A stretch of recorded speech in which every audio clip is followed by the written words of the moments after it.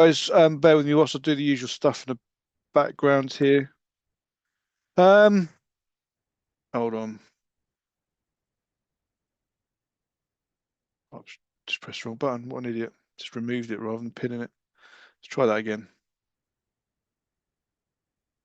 Pin message and then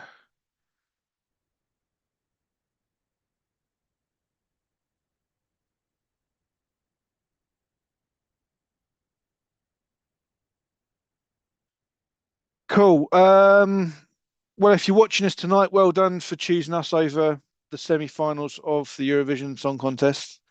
Usual sort of stuff. This isn't legal advice. We're doing our best here to be helpful based on the information we have, and we will try and refer to various authorities as we go through the day, with the evening.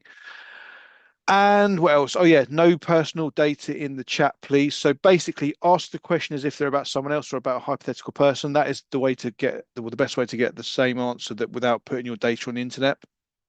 And we've had 6 questions coming through the week, which I think are all anonymized actually, which is nice. So we'll get into that in a moment. Before we do, has anyone got any news or anything? I know Shannon, you're semi-famous today.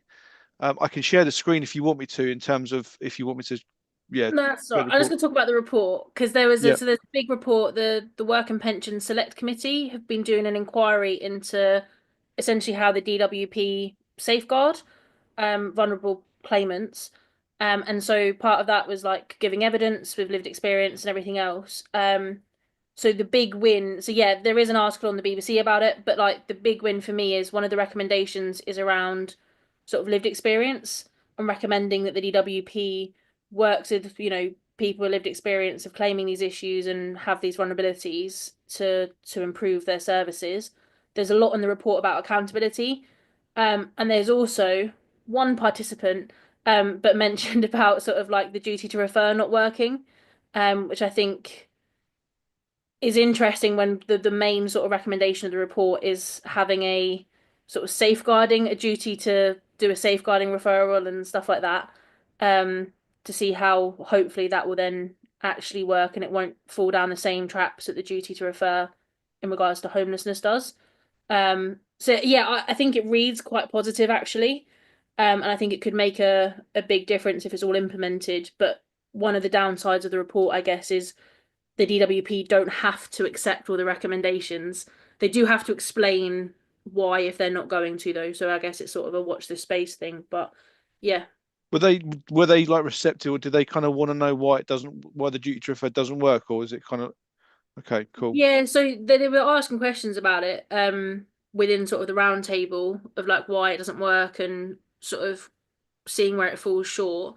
I mean, as sort of expected, there's always conversations whenever you bring up any sort of disadvantage.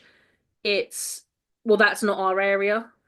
But I think that was one of sort of the refreshing things to see in the report actually is going, well, actually, even though X, Y, and Z isn't part of the DWP, housing arguably is not part of benefits, that actually they do need to have some sort of responsibility in regards to safeguarding, with the accountability being Secretary of State. And there's going to be lots of training and all sorts, hopefully, again, if the DWP accept the recommendations. So And did you get to? So you spoke to Amanda Hack. Did you get to speak to like other MPs as well? Were they like again? Were they receptive, or was it kind of yeah, so there was still there was like? a number of like MPs at the round table, including the chair, Debbie Abrahams. There we go. So look at that. But it was so a good few members on the round table I went to weren't able to come because there was other inquiries around Palestine. So they had to sort of be whisked away to do that, which is obviously completely understandable. But no, they seemed really receptive and they were really good listening to people with lived experience. Arguably too good because there's an awkward thing that happens with lived experience if you're not necessarily trained to tell your story. You can talk for ages, and it's very uncomfortable for someone like an MP to shut someone up when they're talking about trauma. Um, but they were very like asking questions and inquisitive, which I think is what you want from someone who's doing inquiry. So yeah, hopefully there'll be some positive changes from it. I'm just going to share the screen of like the front page just so people can see what it is. I'll put the link into the live stream, but this is what it looks like. And then yeah, say BBC article as well, which I can't actually show right now because Zoom's gone weird. But yeah, it's in there. So it's on. It went up today, didn't it? Yeah, yeah, So I'll try. Let me see. I know what. Let me just show what that looks like as well, just so people can go and have a little look at it. Is that all right? Yeah, Shannon? yeah, Yeah, yeah. yeah, cool. Um, so yeah, this is the BBC article going down. Shannon looking all famous and everything. So just kind of talking about bits and pieces. So yeah, that's real cool, basically. It'd be interesting to see what they kind of take on board, if Yeah, anything, like in absolutely. terms of how they might work that. But that's cool. Anyone else got any news or anything like that before we get into questions? Last orders. Okay, cool. So questions that have come through the week. You right, Cheeseface? What else we got here? You right, Terence? You right, Ginger? Um, so yeah, the question one. Let me get the blank sheet up. Here we go. Right. So question one that's coming through the week is as follows. These questions do get more and more intricate, which is probably a good thing because people are probably listening to the more common ones. So hoping you guys can see that. Assume you can. So yeah, if someone has complex PTSD, ADHD, and anxiety, if they would they be able to ask the council for a two-bed flat instead of one bed as a reasonable adjustment as they work from home and have support letter which state they need private, quiet space to work from their work, occupational therapists and psychiatrists. Just curious, there's obviously both pieces of supporting evidence do not explicitly state need for a two-bed, but it's implied. So could the person put in a formal reasonable adjustment request using the evidence? As the London Council are yet to offer them temporary accommodation, but relief duty has been accepted. So they were thinking of making a request prior to TA being offered rather than having to do suitability review afterwards. So I think the chance of getting interim accommodation compliant with that request is going to be very, very minimal. There's no harm in asking for it. And I guess those pieces of evidence may well be relevant to things like priority needs. So it's not a bad thing to do. Whether there would be a duty to take those things on board when providing accommodation under Section 193, so assuming this person was owed the main housing duty down the line, whether they would be able to ask for a two-bed, I think the answer would probably still be no, because I think having private space to work, that would be possible to achieve in a self-contained one-bed flat or bedsit, even potentially. So I think although you can definitely ask for it, I don't think there's any chance really of not any chance. I don't think there's a very good chance at all of actually of having. I just think it's essentially too far removed from the accommodation need, the kind of the need to have workspace that's kind of quiet or whatever. So I think that's my take. I don't know if any of you guys have a different answer to that, but if not, we'll go to the next one. I think that's unfortunately a rather negative answer to start the evening off. You all right, Michael? You all right, Martin? So yeah, so if no further comments on that one, let's go to question two, which is zoom in a bit as well here. So a friend is in a rehab due to alcohol addiction. He's due out in 3 weeks. When he's discharged, he has no home to go to. He is homeless due to relationship breakdown. His name was not on a mortgage. Partner's not married. Been told to leave. He suffers with depression, anxiety, PTSD from an incident that happened last time he was homeless, where he took an overdose. Is he priority need and vulnerable? He will relapse if on the street. So first thing to say is that this person needs to make a homeless application to the council they want to approach now, because you don't have to wait to be actually homeless to actually apply to a council. And you know, there's another question around rehabs and local connection. So I'll save that for the moment and stick to the question that's been asked.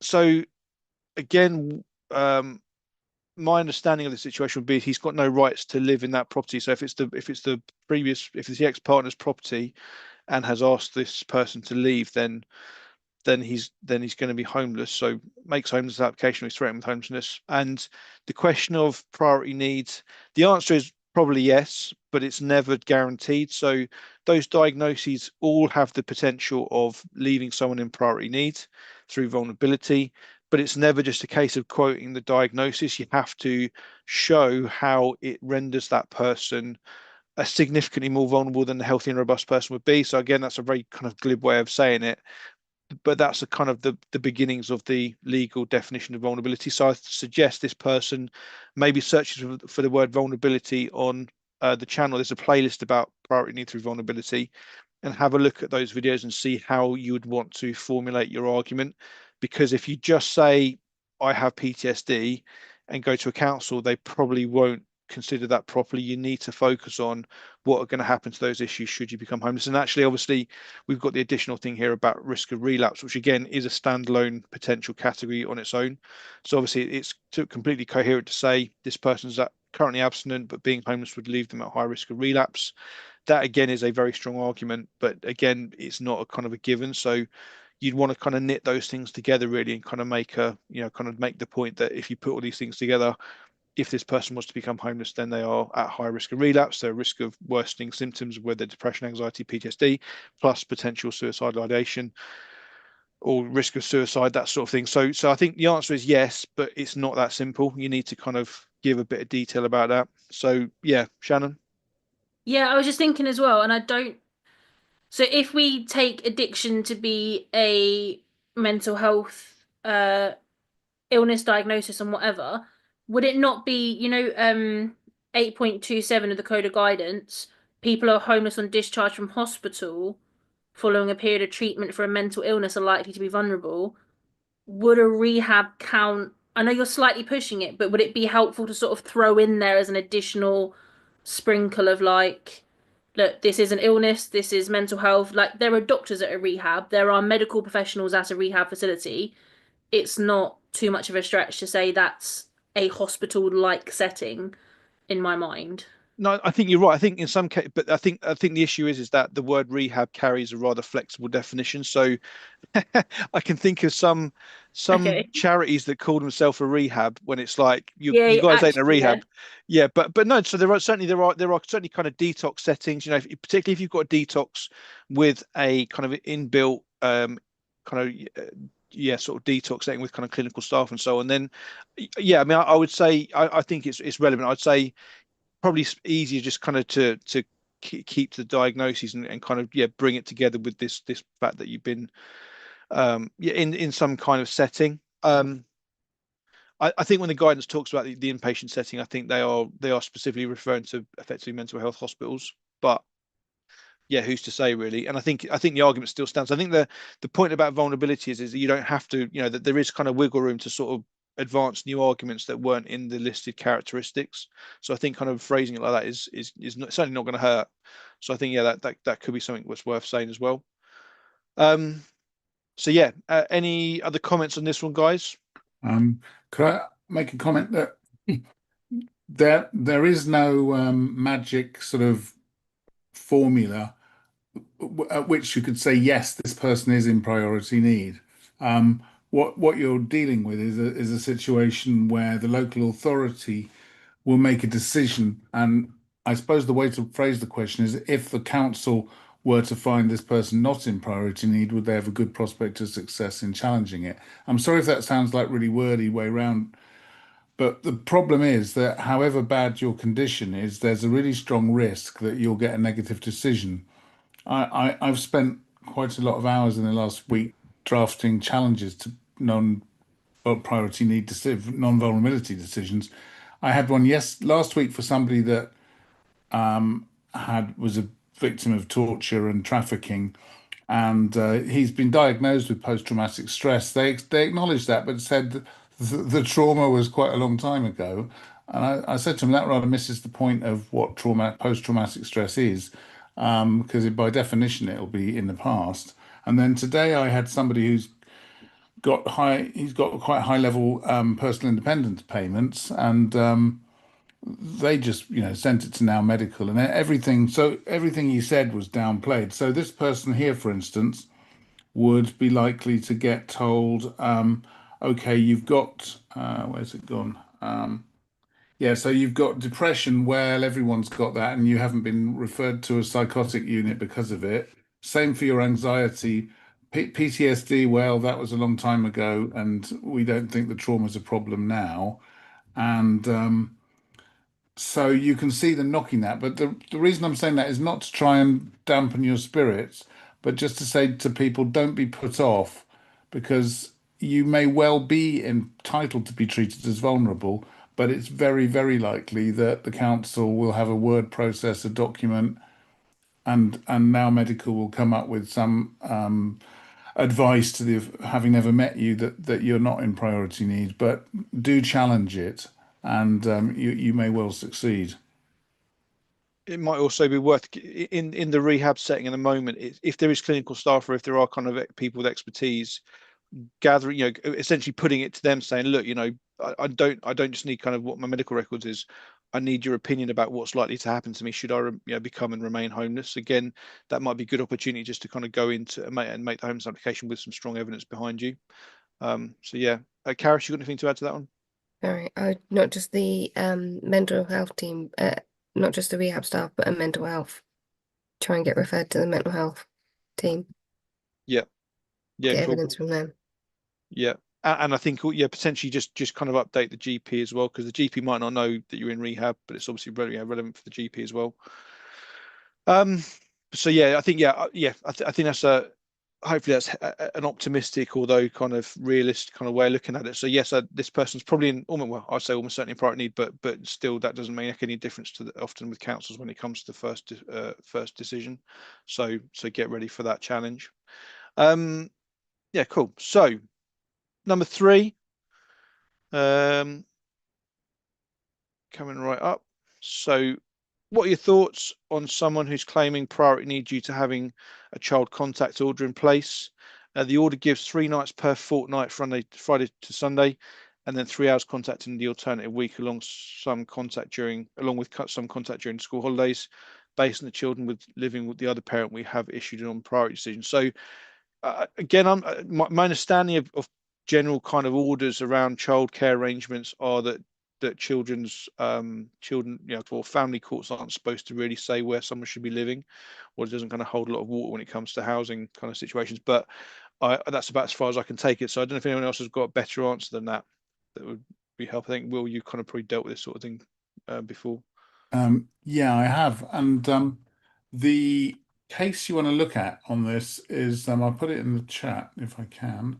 It's a case called Holmes Mohouse versus London Borough of Richmond-on-Thames, and that case is famous because it appears in just about every single skeleton argument prepared by a local authority in a homeless case, because in it the judge said you can't be too, you've got to give the council an easy time because they're not specialists. So when they say something, you've got to sort of give them the benefit of the doubt. But what the case was actually about was a case where the family had got an order in the family court for a shared residence order. So they said that they had literally had the children half and half, and there was no one parent could be said to have them more than the other. And that was thought to be a sort of way to defeat the council because what they normally say is whoever has the children most of the time. So if somebody has them 3 days and the other one has them 4 days, the 4-day person has residence and the other one just visits, and so they can't be said to be residing. And so in Holmes Morehouse, it went all the way to which court did it go? Did it go to the Supreme Court? Yes, it did. It went to the House of Lords as it then was. And so the question was, if a family court says the child resides there 50% of the time, are the council obliged to follow that? And as you might guess, the answer was no. If the council make a decision based on the practical arrangements, that they're entitled to do that, and they're not bound by the findings of the family court. So to go back to the actual question, so yeah, they have a child contact. Sorry, so this one is even, unfortunately, and I'm sorry if I sound negative, this one there's very little hope of being able to be treated as having a child residing with you because you haven't even got 50%. So the council will be able to get away with saying, sorry, you haven't got a child residing with you. The only way round it, and it happened in that case we were talking about, the beach case on Monday, that you could, if you've got how many children? If it's only age, if there's more than one child, I child, think. Yeah. you can get round it by having an order that child 1 lives with parent A and child 2 lives with parent B, and they have flexible contact arrangements, and then each parent can say they have a child residing with them. But if you've only got one child, that's not an option you can have. Yeah. Okay. Well, yeah, hopefully that's helpful anyway. I think that I did read that case a long time ago, and it was rather depressing, but it is what it is. So yeah. Okay. Um right, question 4. I'll try and keep the pace going because I've just seen how many questions are stacking up in the live chat. Now, this question here, if we don't know the answer straight away, I'm pretty sure I can dig this out. I got asked it today in training and I didn't know straight off the bat, but I do think I can find this out. But the question, we're talking about local connection, and we're making the point that um, just because somebody has a family member in another district doesn't mean that that person can necessarily be referred there unless they positively want to live there, which is from 18.9 of the Code of Guidance. So then the kind of question came up, well, what if you've got a family member in another district and you've never spoken to them for 20 years? Could you actually have local connection with them? And my gut was that I think actually applicants can have it both ways, but I don't know. I need to figure that out and find out what the authority is on that. But I just wondered if any of you guys knew the answer offhand. If not, I'll just go and read a textbook and figure it out. We've got some shakes of the head there. Okay, so now I'll don't try know and the find that answer. out.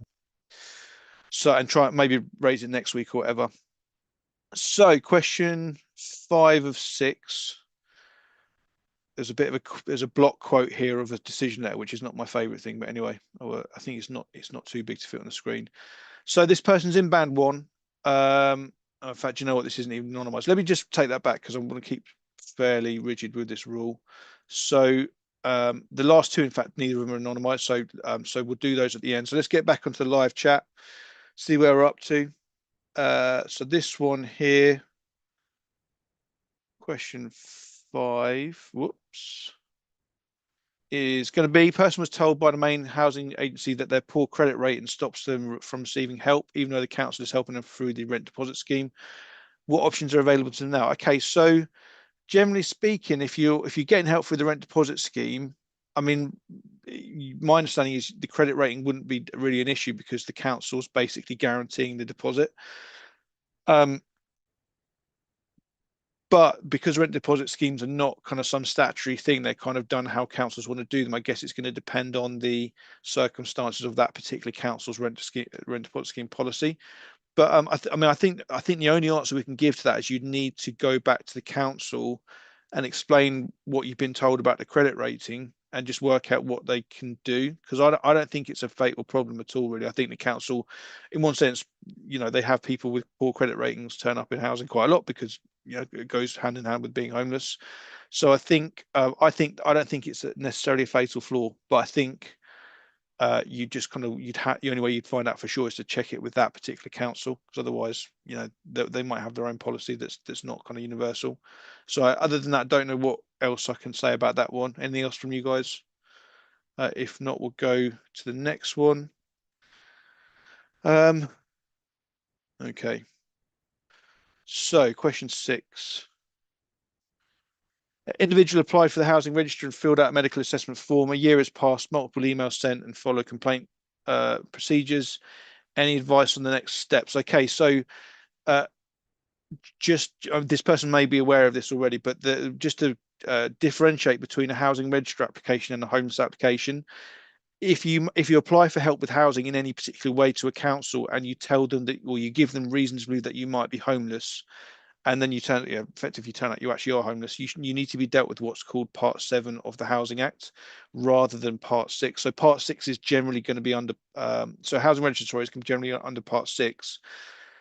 So just to make that point, because obviously if you're actually homeless, then waiting a year or something, that's just no good. You need to really kind of get on their case. In terms of where if it is just a Part 6 application, you filled out a medical form, then yes, the council should have dealt with it. And if they've not responded to emails, I think the next step would be to raise a complaint or potentially make a subject access request to the council, which is free to do. There'll be instructions of how to do it. If you just search for the council's name plus the words subject access request, you'll get the instructions of who you need to email and so on. And that just gives you essentially all of your data that the council hold, or you might have to chase it a little bit because they might not actually give it all first time, but it should have all that stuff. And that then should basically have everything ranging from your initial assessment form you did, plus all the emails you've sent, plus any kind of consideration that the council's actually done. And by making a subject access request, it just means you know what's actually has and hasn't happened. So when you make a complaint, then you're not just kind of complaining about stuff you're not sure about. You know what the issue is, and you're complaining about that. It just means it's much stronger. So yeah, that'd be my next step. So I'd make a subject access request, and that takes, by the way, 30 days. So it's not an immediate thing. But I think if we are just talking about a Part 6 application, then maybe the person can wait that long. And I think other than that, keep emailing them. Again, I know workers who would escalate it. If they haven't got a response back from their housing officer, they just kind of find out who the manager is and email them. And then if they don't get a response, they'll email their manager. You can sometimes find that information out in the public domain in some way, in terms of what their structure is. So those are all possibilities. Other than that, have you guys got any suggestions? No, cool. So, oh, by the way, guys, hey, you right? Who else we got? We've got some new. I think I saw ShadowNet somewhere. You right, ShadowNet? You right, Lifeforms?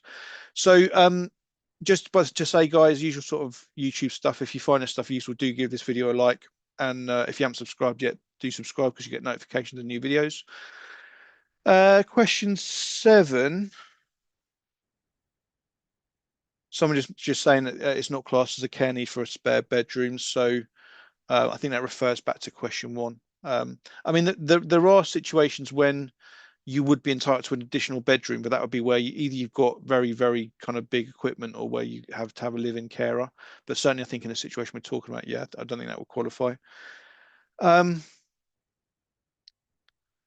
Okay, so question 7. Can a person simply not reply, which would mean a negative decision on review, section 202 homelessness, as the person has been waiting 13 weeks since the time of requesting a review and still no, oh, sorry, there's a bit more to it. Still no answer. Even when the person asked counsel for an update due date of the decision, counsel still hasn't replied. Can you please briefly explain how about appeal to court? Okay.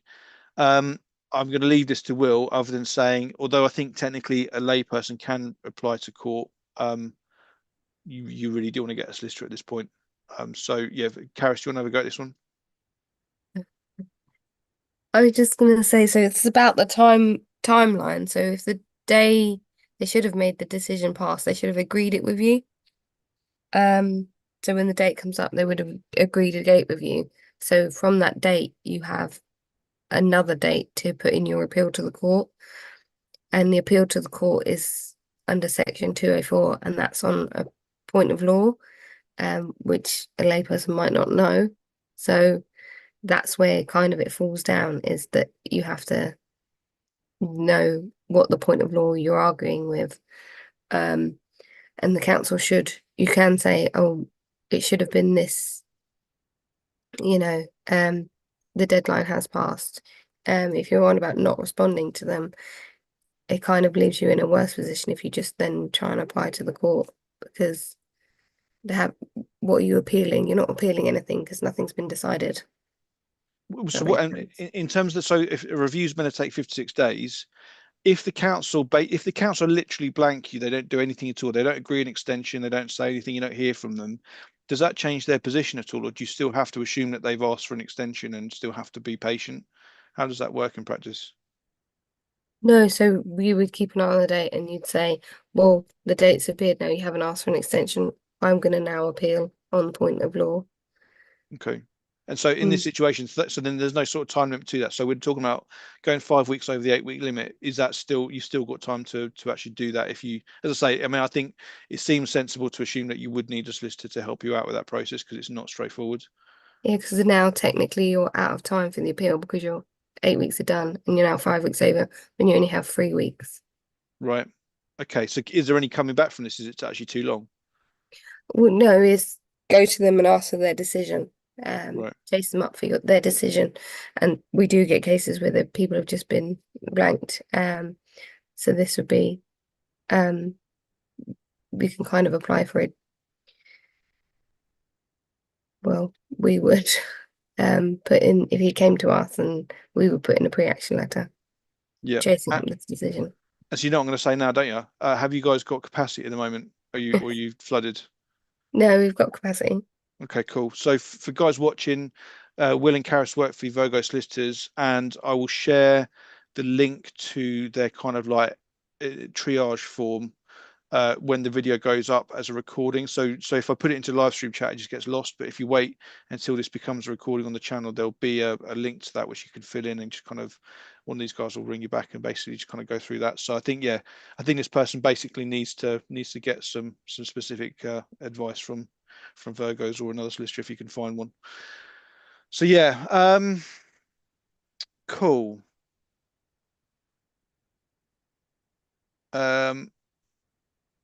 So there's just a so Will, going back to question 3, so Martin's just asking, is there no Article 8 argument with a child contact order case, i.e. can the applicant state that unless he is housed he cannot maintain family life and therefore breaches human rights? My guess is that in effect Holmes Mohouse answers that in the negative, but is there any kind of additional argument to make with that at all? You could make the argument, and I guess it would depend on each case. So I wouldn't want to say no, that won't work. But unfortunately, the courts did get a bit weary of Article 8 arguments sort of 20 years ago when the Human Rights Act came into force. And there was a thought, for instance, that you could never get a section, you could never get a no fault eviction because it wouldn't have consideration of somebody's right to a home, because the court couldn't consider the issues. And in this, you'd have to show. I mean, I guess the right to family life would be seen to be compete.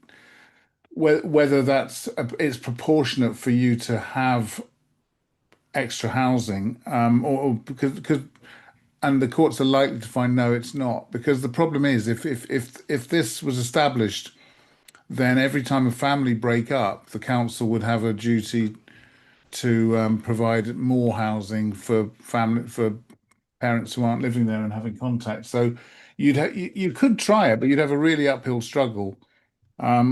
So I don't want to sound negative about a case I haven't heard the facts of, but it's really, really difficult. Yeah, okay. Just to say, someone's just put a question into the chat which seemed like a sensible question, but it was in the first person, so it basically identified the person. So I've just removed it. I'm not being horrible, but if you could rephrase your question as if it's about a hypothetical person, so it doesn't actually mention your name, or kind of be clear about it's about you, that would be awesome. And I will hopefully be able to answer it then. So yeah, if you start your question, what if someone like this person here has, it kind of means that there's no kind of danger about being identified or whatever. So what if someone has been issued main housing duty and has been put on the housing register to bid because their current accommodation is unaffordable?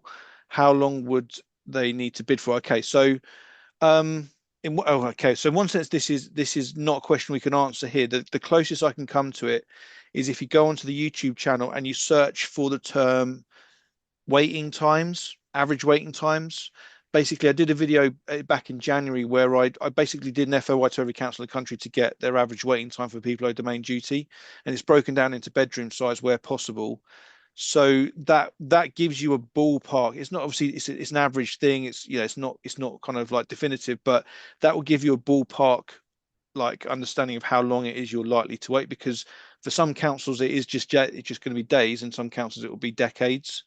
And you can kind of guess the closer to London you are, the longer it's going to be, and the closer to the big cities you are, the longer it's going to be. So, but I think ultimately, in one sense, the fact that the fact that the decision was given because the current accommodation is unaffordable, the actual important issue here is the fact they have been issued the main housing duty. That's once you issue main housing duty, it doesn't really matter why you got it. You are then going to be in a particular banding on the housing register, and that means there would be an average waiting time if the council actually responded to the request. Most councils did, so there is some pretty detailed information on there. So I think that's I say that's probably all we can say on the live stream, is to actually just point you towards that video, and so you can kind of look at the stats yourself. The data is contained in the video. I did find a better way of doing it, basically, because I still haven't got a website really working very well. So yeah, so next question. What if a child has been victim of something sexual abuse? I'm not sure what that acronym means. By next door neighbour over a 2-year period had said child's granddad was convicted paedophile with access to said child. No one in housing is helping. So, so there is an argument to make here what you'd need is, I mean, yeah, ideally reporting it to the police. You would ideally you're going to want some kind of supporting information about the impact on the child. Now, although it might be obvious it's going to have a pretty devastating impact on the child, is as annoying as it is, it's helpful to get some detail from, maybe child mental health services, victim support. So if there's because IDVA's, independent sexual violence advisors, also work with children, I'm pretty sure. So there are some good support services out there. But effectively, what your argument is going to be if you want to make a homeless application is to say that it's not reasonable to continue to live in this property. That's kind of your argument. So yeah, that's yeah, so it's got update. So it's COC, so it's child on child sexual abuse. So yeah, basically, I think that's what you got. That's your entry point into it. I think with something like this, obviously, it's quite complicated. It's very complicated. And so, but your starting point is to make, I would say, is to make a homeless application. You can make the argument without the evidence yet. So you can say, look, I'm homeless because it's not reasonable to remain here because of this is what's happened. I think, as I say, throw in whatever evidence you have in terms of maybe police reports, that sort of thing. But I think that then starts the process, and any decent counsel is going to explore that very carefully. They should be, really sensitive to all that sort of stuff. And I think there's certainly an argument to be made. My old colleague John at Just Us, he made an argument where actually the perpetrator had gone to prison, but the effects of the abuse was still remaining with the kid, and so that was enough to show, there was evidence from children's services in the school and stuff like that. That was enough to show that they were in fact homeless through being unreasonable to continue to occupy. So yeah, I think that's I think that's probably what you want to do, really. But yeah, then it's just about forcing the homeless application. So yeah, going back to basics, if you go on the YouTube channel and you search for the video, the best way to make a homeless application, that gives you the steps to follow. I know this person's saying they've kind of involved MPs and stuff. That's good, but it's not necessarily enough. What you want to do is basically go back to the basics of triggering the application as a homeless application and not getting lost otherwise. So yeah, so I think that's probably as much as we can say here, but watch that video about the best way to make an application, because that will just kind of say how you want to phrase the information and kind of what information to include, that sort of thing. So yeah, cool. Next question, I think, is from the week. So it's this rather long one. So here we go. So let's try to do that. So oh gosh, press the wrong button. I'm in band 1 now, waiting for a temporary accommodation due to waiting on an adult social service assessment. So I guess that's maybe about suitability, what kind of accommodation is going to be suitable for you. I'm currently living with a friend where I'm happy at the minute. After the assessment, I will be offered temporary accommodation, the housing officer said. If I didn't want to take the temporary accommodation and wanted to stay with a friend until I win a bid, would I be removed from section 193 and being owed the main duty? I received this in an email. Now, again, it's quite wordy to kind of try and go through this, but I'll try my best to. I think there's 2 things it's basically saying here. So main duty ends if any of the following occurs. So you refuse an offer of temporary accommodation. I think at this point, yeah, that's probably, I think that's all that's relevant at this point. So in one sense, if a council was being really dastardly and you said, I'm going to stay with my friend, is that all right? And then they basically ended the duty and said you refuse to take up temporary accommodation, that would be, as I say, that'd be pretty dastardly. But essentially what I think you want to do here is you want to explain to the council, look, you have a friend you can stay with in the medium term. You're owed the main duty. It saves the council temporary accommodation costs. It's better for you, presumably better for everyone. But you just want to make sure you're getting it in writing from the council that that's okay, and they're not going to try and say that you refused a suitable offer of temporary accommodation. So really, I think you'd be in a good position here, but you just definitely want to get it in writing, like really kind of clearly from the council that you're going to be okay. So I think I think the rest of that blurb is just kind of just reiterating that, really. I haven't actually read the whole thing. But I think that's my answer to that. I don't know if we've lost Shannon, but I don't know if Will and Karis have anything to add to that. Does that sound reasonable? It seems to me like a council, it would be, as I say, absolutely in their interest to allow that arrangement.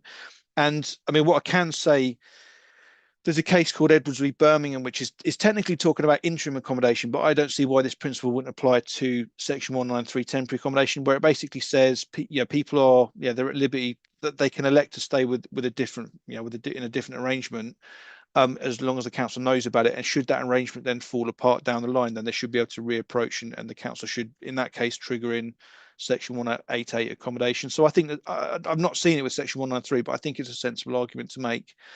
And I think really council should grab your hand off and say, yeah, that'd be great. We'll do that. So I think, but just make sure you got it in writing is the answer. So yeah. And then the other question for the week, I don't think I've missed any from the chat. So this might be the last question unless any other questions are thrown in here.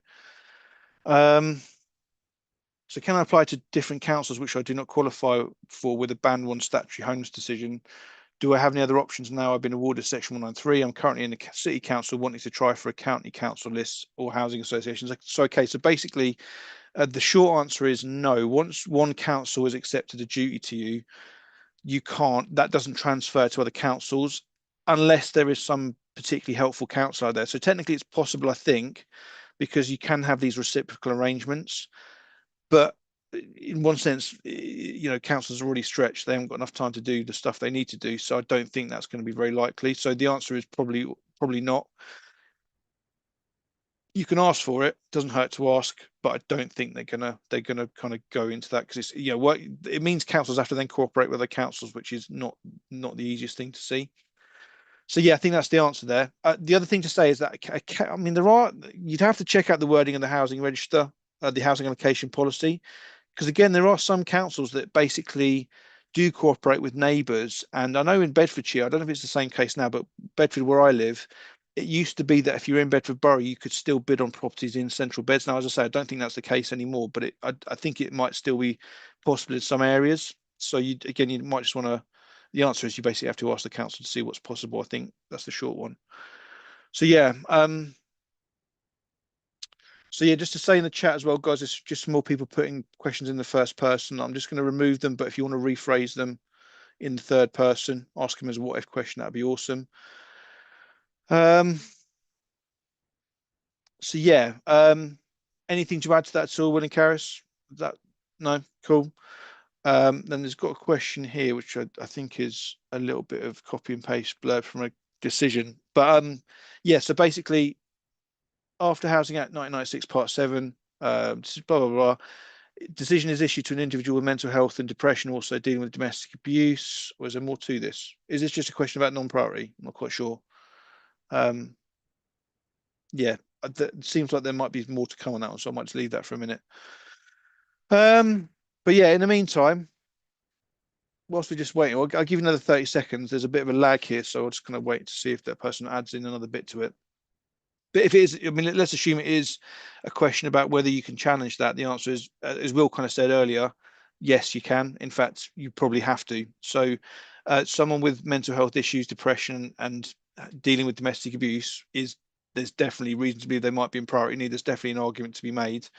But as Will said earlier, I mean, particularly in London, but not just London, councils are apt to just issue a non-priority decision first, just to see if they can get away with it, really. So that means you have to be prepared to kind of challenge it through the Section 202 review process, which should be explained in the Section 184 letter. Sorry to use so much jargon so much, but that's the nature of it, really. But yeah, there's no more to that question at the moment.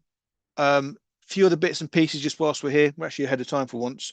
There's a couple of training dates up and running in the near future, so there's still some spaces. I think there might be 1 or 2 left on the 6th of June date, and then there's another date on the 11th of July, which I've not really advertised yet, so there's only one person filling it so far.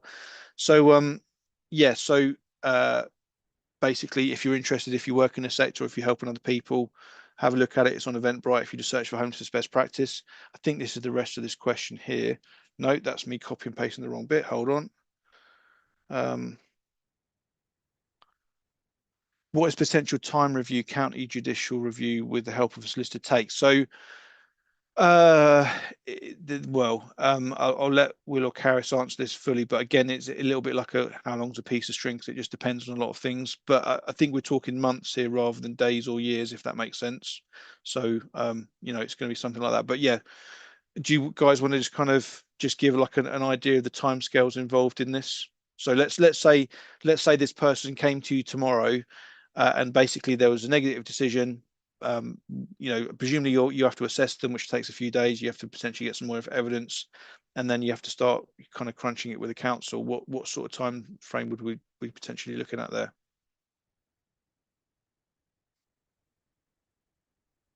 There's a bit more to it as well, actually. To overturn the non-priority decision. Yeah.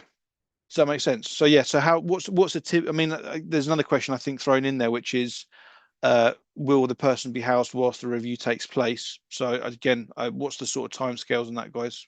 Will, do you want to have a go at that one? Yeah, I mean it's tricky because the case could settle almost immediately. So with a lot of cases with judicial review, you have to send, well, with all cases with judicial review, you have to send a letter to the council in accordance with the pre-action protocol, and that formally sets out what you're challenging. And it may be that 80% of cases will settle after that letter goes. So the answer would be the case would then settle within, a week of the solicitor getting involved. But on the other hand, it could take a very long time. But if a judicial review is issued, you normally go, say if you want temporary accommodation, and the answer, can you get accommodation while it's ongoing, is yes. And that's often what the judicial review is about. So you would go for, say, solicitor would issue a judicial review and say, we're challenging the decision that this person isn't entitled to accommodation, although that may need to go through a homelessness appeal, of course. But then you would say, we want accommodation. They're on the street now, so we want accommodation now. So you could get accommodation straight away. So that would mean they can actually make an order within sort of 2 hours I think I had one once within an hour of emailing the papers to the court, which was incredible. So depending on how acute the need is, you can get a very fast response in judicial review proceedings. I mean, the proceedings themselves may rumble on for months, but normally you'd have an interim order requiring the council to house you while that's going on. So you would have sort of achieved what you were looking to achieve pretty quickly. Does that Yeah, I think answer? I think it's helpful. Yeah, I think there's another initial review too. So yeah. I'm just trying. Yeah, sorry, just trying to piece this together. I think you've answered it, Will. I think that kind of covers what's been asked there. So yeah, hopefully that's useful. All right, guys. Well, I think that's all the questions for tonight. Will, are we round on your channel on Monday? I think I'm around if you Yeah, I are. hope so. Yeah. Yeah, cool. So for guys, if you want to search for William Flack Law on YouTube, you'll get Will's channel, and if you subscribe, you'll get notifications of the live stream. We did one this week where we kind of went into some case law in quite a lot of detail, which I certainly found helpful. Appreciate it's probably it'd be boring if you're not homeless or if you're not working in the field, but if you do, it kind of does make a lot of difference. Some of these cases they kind of a lot rides on them really. But yeah, other than that, just thanks for watching. Hopefully there's been some useful stuff in this lot. Appreciate it's not always good news, but I think with all of this stuff, it's about being really methodical and just kind of taking it back to basics. It's a legal process, getting everything in writing, and trying to just kind of go through one problem at a time really. So yeah, for those who are out there just kind of fighting the council right now, hope you get some success soon, and we'll see you next week on this channel and hopefully on Will's channel on Monday. Take it easy. Right.